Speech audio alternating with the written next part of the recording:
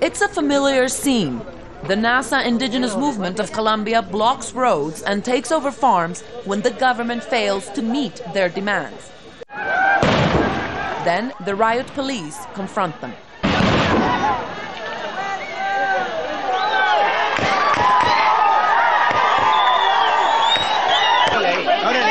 At least 8 indigenous people have been killed following recent clashes, and 300 have been wounded.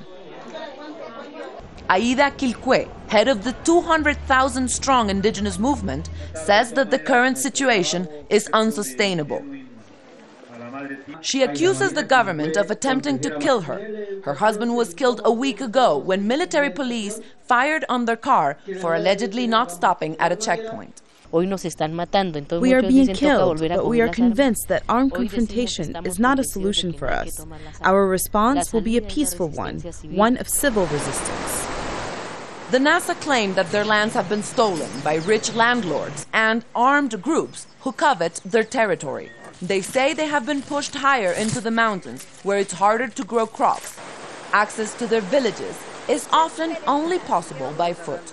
This clearly shows the degree of isolation in which indigenous communities live in Colombia. For them to simply cross the river, this is the only way they can take to get their product to the market and even for their children to go to school. But living spread out from each other has not become an obstacle for mobilizing tens of thousands. Together in collective protest, the indigenous movement has managed to expel guerrilla rebels from their villages while demanding the release of hostages, all without the use of weapons. Their traditional police, known as the indigenous guards, keep law and order. Their mandate of authority is symbolized by the baton. Our strength lies in our community, and the fact that there are so many of us who are armed, and those against us cannot defeat us. They can only kill a couple of us, that's all.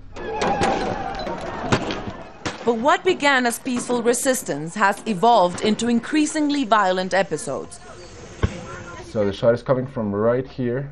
Filmmaker Miguel Salazar has documented 3 years of the indigenous movement and says tensions with the military have never been more strained. It is a complete unbalanced use of force. This is a group of people that are armed with a unity, and they're confronted against the strongest military unit in South America.